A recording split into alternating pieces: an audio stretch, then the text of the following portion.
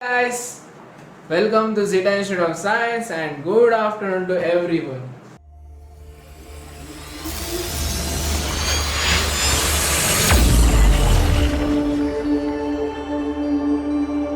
Second सम में क्या बोला है? सेकंड सम में बोला है कि the sum of three numbers is 15. If the second number is subtracted from the sum of first and third numbers, then we get 5.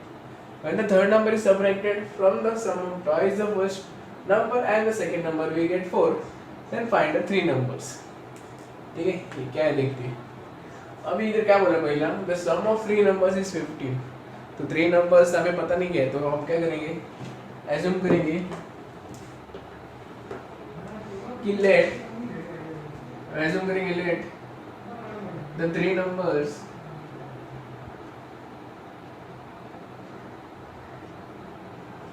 be x, y and z. ठीक है, तो हमने एज्यूम किया कि three numbers x, y, z है.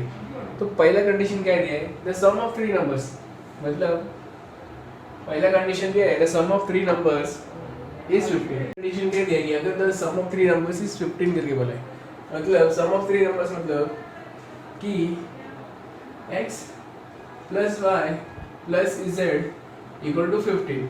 ठीक है, sum of three numbers मतलब x plus y plus z equal to 15. इसको इक्वेशन 1 कंसीडर. ठीक है, सेकंड क्या बोला है, if the second number is subtracted from the sum of first number, बोला अगर second number subtracted from the sum of first and third numbers, इसका मतलब कि सेकंड नंबर जो है वो सेपरेटेड है from first and third numbers, मतलब x plus z minus y equal to, then we get 5 equal to 5 ये. ठीक है, क्या बताए कि x plus z minus y equal to 5. ठीक है, तो हम इसको अरेंज करके क्या आएगा, x minus y plus z equal to 5, which is equation number 2. And the last condition क्या दिया हमें, इसमें बोला अगर थर्ड नंबर है वो अगर subtracted from the sum of twice the first number and the second number, we get 4. ठीक है, तो क्या बोला है कि अगर हम थर्ड नंबर को सेपरेट करें twice the first number and the second number का एडिशन के साथ, मतलब कि अगर 2x प्लस y, ठीक है, ट्वाइस द फर्स्ट नंबर मतलब 2x and the second number plus y minus z equal to 4. इसको देना इक्वेशन नंबर 3. ठीक है, ये समझ में कैसे तीन इक्वेशन बना, हमें जो गिवन दिया है उसके ऊपर से. पहले बोला if the sum of three numbers is 15, sum of three मतलब x plus y plus equal to 15. Second में बोला कि सेकंड नंबर को सेपरेट किया है with the first number and third number का एडिशन के साथ. एंड थर्ड में बोला कि third number is separated from first and twice the first number and second number. ठीक है, तो इतना गिवन कंडीशन है. तीन इक्वेशन तो फॉर्म हो गया, पर तीन इक्वेशन का करना है क्या, हमें क्या करना है, ये फाइंड द थ्री नंबर्स लिखना है. ठीक है, फाइंड द थ्री नंबर्स पूछा है, मतलब x y z का वैल्यू ढूंढना है. ठीक है, तो x y z का वैल्यू कैसे निकालेंगे, थ्री इक्वेशन दिया है, we have to find equation, three equation दिया है, अपने को निकालना है x y z का वैल्यू. तो क्या यूज करेंगे हम, बराबर क्रैमर्स रूल यूज करेंगे. तो क्रैमर्स रूल क्या बोलता है, क्रैमर्स रूल करने के लिए क्या क्या लगता है, डी लगता है, dx लगता है, dy लगता है, dz लगता है. इससे हम x y z का वैल्यू ढूंढ सकते हैं. ठीक है, तो मैं आपको 5 मिनट का वक्त देता हूँ, क्रैमर्स रूल यूज करिए, फिर सॉल्व करिए. ठीक है, देखता आपका आंसर करेक्ट आता है कि नहीं. ठीक है, चलो 5 मिनट का वक्त, तब तक ये नोट डाउन करो एंड सॉल्व करो आगे का.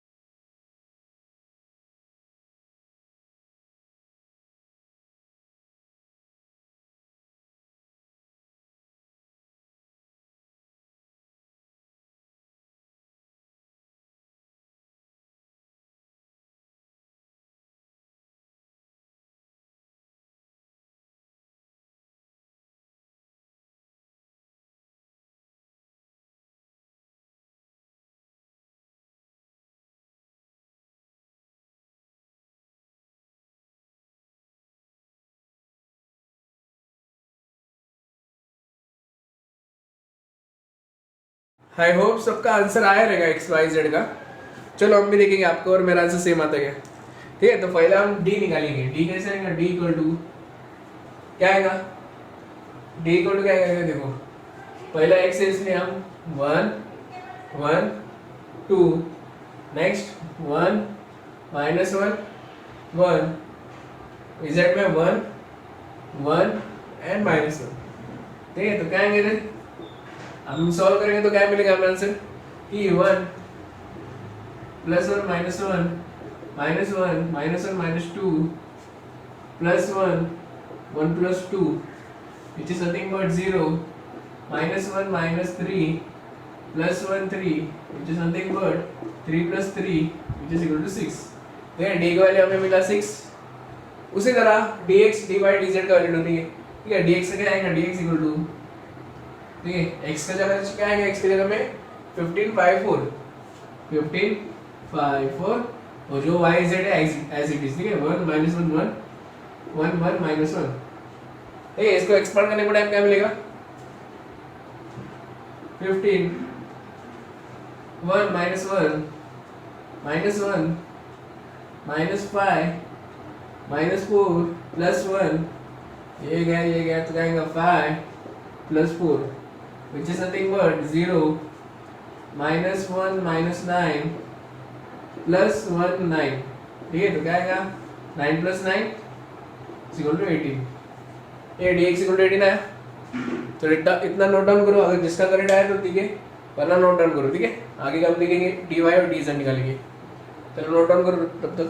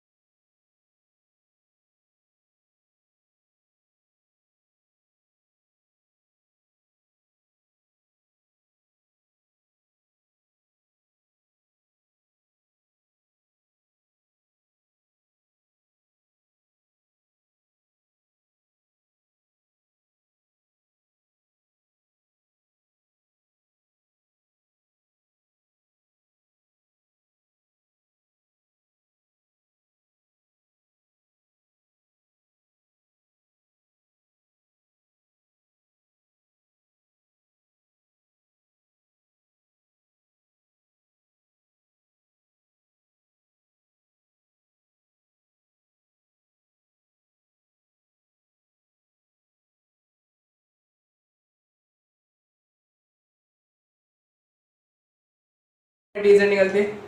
ठीक है, अभी जरा मैं फास्ट फॉरवर्ड में करता, अगर आपको स्लो में जरा करके देता बाद पे, पर अभी जरा फास्ट में करता हूँ। ठीक है, तो dy का आएगा dy इक्वल टू,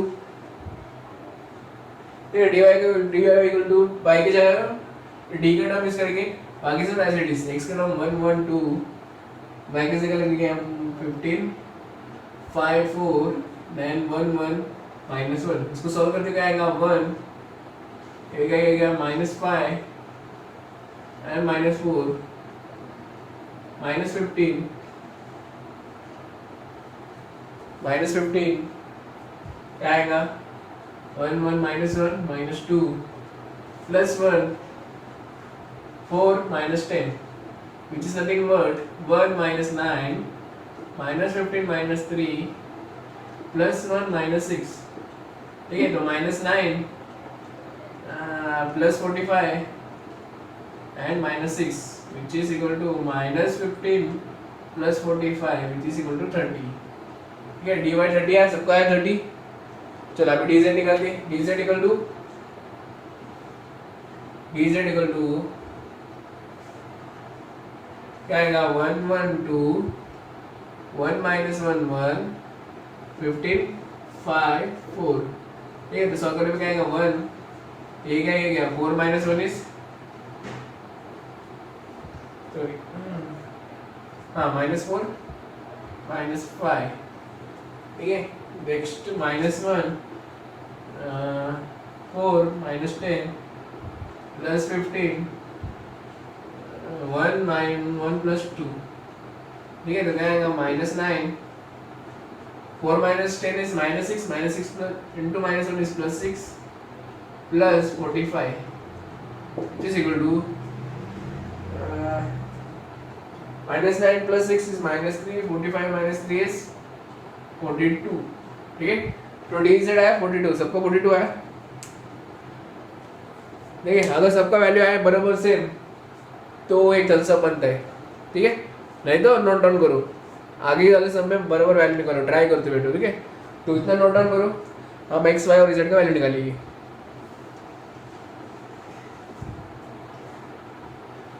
ठीक है, अभी x का हमें x का by Cramer's rule we can write x का वैल्यू क्या लिख सकते हैं बाय क्रैमर्स रूल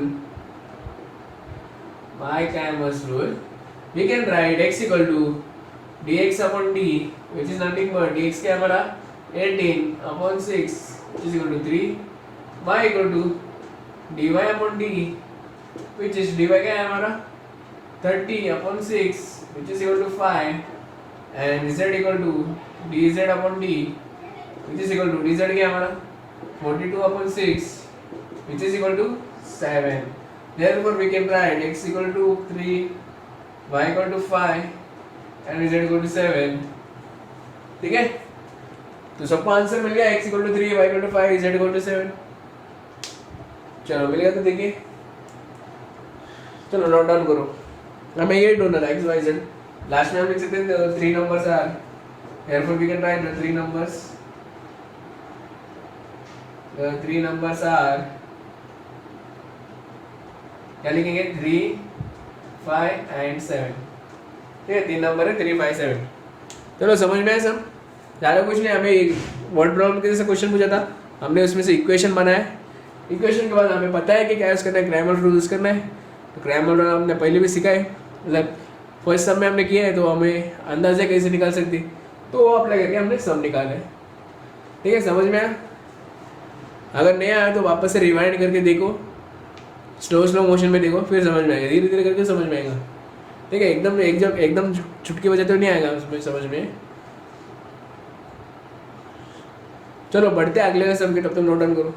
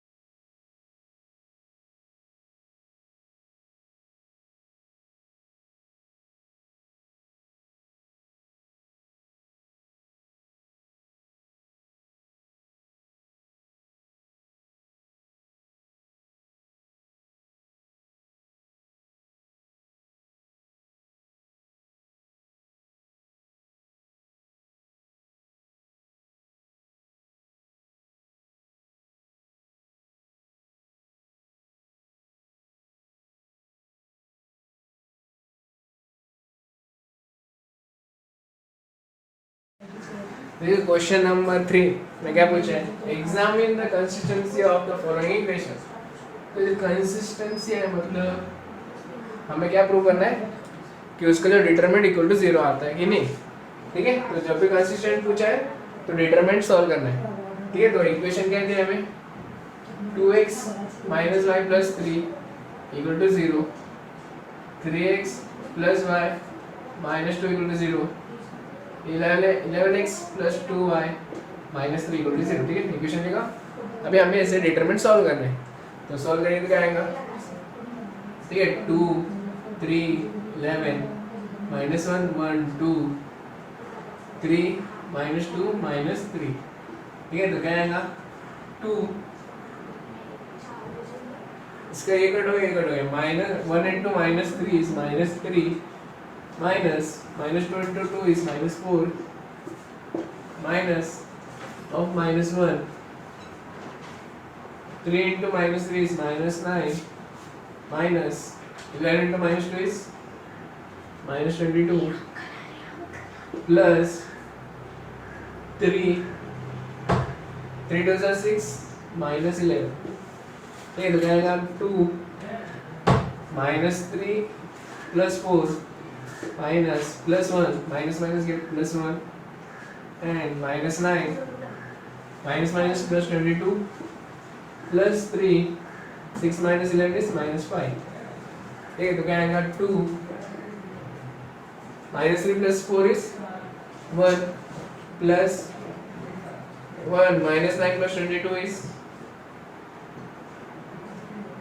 22 में से 9 गया तो कितना बचा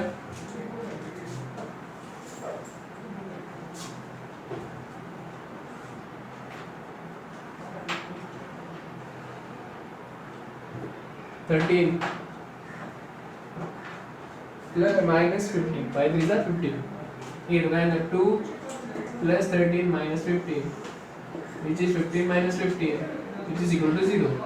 ठीक है, तो आंसर इक्वल टू 0 आया, मतलब जो इक्वेशन दिया कंसिस्टेंट है। ठीक है, so we can write therefore the equation are consistent. ठीक है, हमें से ये शो करना है कि इक्वेशन कंसिस्टेंट है कि नहीं। तो एग्जामिन में ज़्यादा डिटरमिनेंट निकालना है, उसका आंसर 0 आया तो कंसिस्टेंट, वरना नहीं। ठीक है, तो नोट डाउन करो।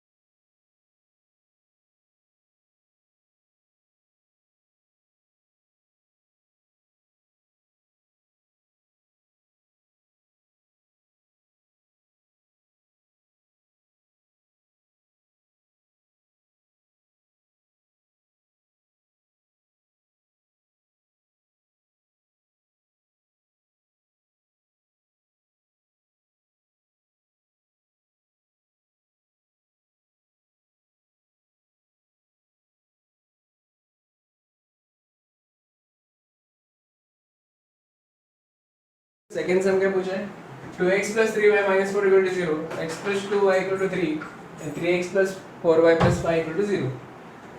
ठीक है, ये कह रही है x plus 2y equal to 3 दिया है, हमें इस फॉर्म में नहीं लाना है, हमें equal to 0 करना है। तो क्या करेगा x plus पहले इक्वेशन क्या है 2x plus 3y minus 4 equal to 0 and the second है x plus 2y equal to 3। हमें ये 3 नहीं चाहिए, equal to 0 चाहिए, तो हम क्या करेंगे 3 को इधर शिफ्ट करेंगे तो क्या आएगा x plus 2y minus 3 equal to 0 and the third equation is 3x plus 4y plus 5 equal to 0. ठीक है, इक्वेशन मिल गया. तो हमें क्या करना है, कंसिस्टेंट है कि नहीं प्रूव करना है. तो डिटरमिनेंट निकालना है. डिटरमिनेंट अगर इक्वल टू 0 है तो कंसिस्टेंट, वरना नहीं. तो डिटरमिनेंट सॉल्व करेंगे तो क्या आएगा, 2 1 3 3 2 2 3 2 4 and minus 4 minus 3 5. ठीक है, इसका सॉल्व करेंगे तो क्या आएगा, 2 5 2 are 10 minus 4 into minus 3 is plus 12 minus 3. This and this get omitted. तो क्या आएगा, 5 into 1 is 5 minus 3 into 3 is minus 9. इधर पहले से माइनस इसलिए plus 9 minus 4 4 1s are 4 minus 6. तो क्या आएगा, 2 12 minus 3 5 plus 9 is 14 minus 4 minus 2 which is 12 2s are 24 minus 3 into 14 is minus 4 3s are 12 and here 3 1s are minus 42 and plus 8. ठीक है, तो क्या है answer, 24 plus 8 is 32 minus 42 which is minus 10 but which is not equal to 0. ये 0 को equal ही नहीं. हमें क्या प्रूव करना है, इक्वल टू 0 है, बट ये इक्वल टू 0 नहीं आया. मतलब the equation are, the equation consistent is nil. So we can write the given equation are not consistent. ठीक है, इसका आंसर 10 आ रहा था, तो इसलिए हम लिख सकते हैं कि इक्वेशन कंसिस्टेंट नहीं है.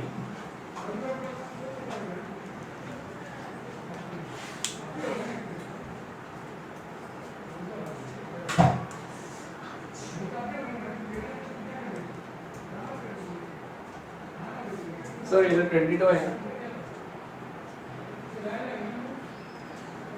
44 प्लस, ठीक है, 10 प्लस 12 22 आता. 22 is 44 minus 42 plus 8. इधर क्या आएगा,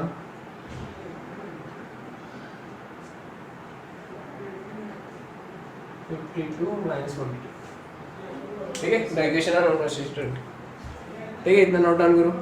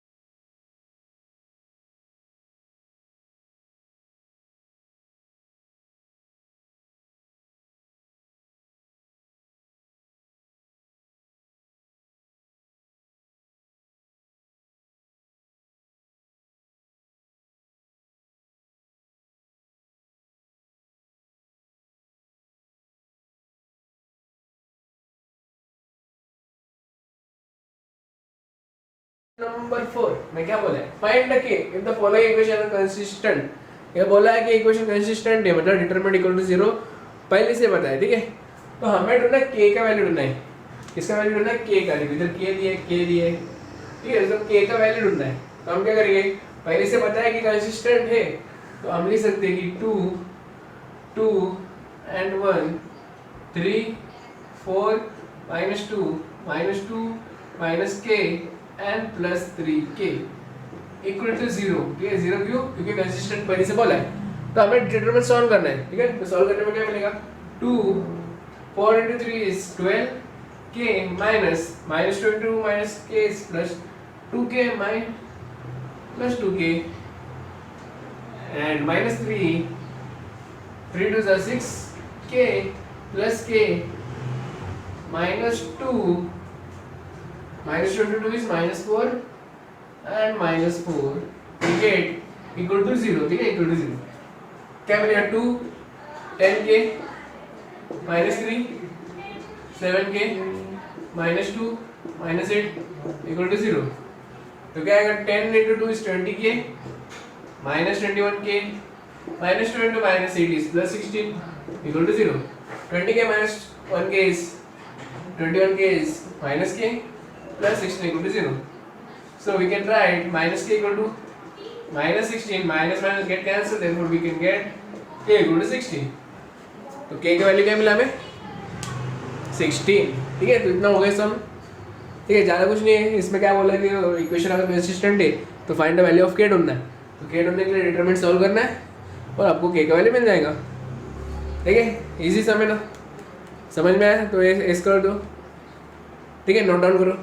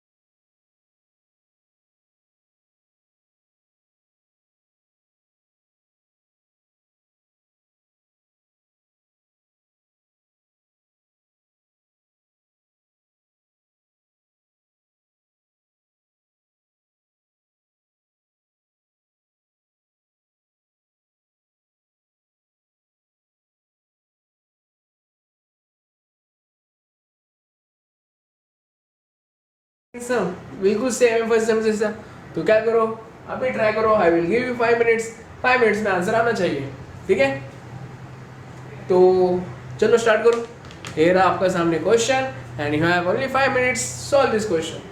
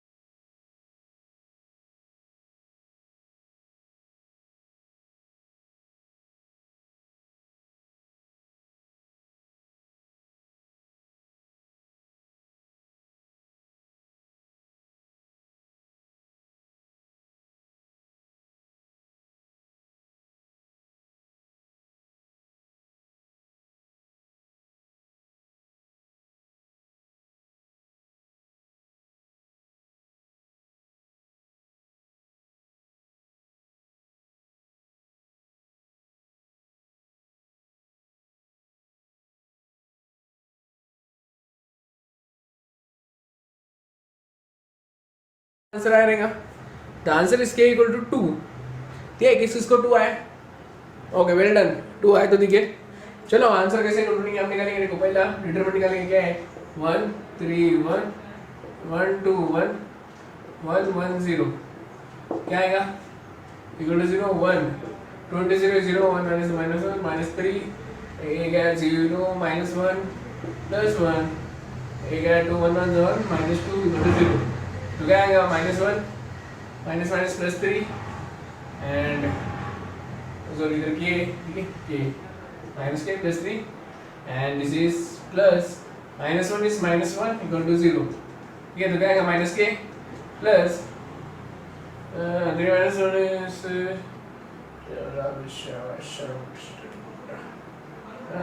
रो equal to 0 minus k equal to minus 2 k equal to 2।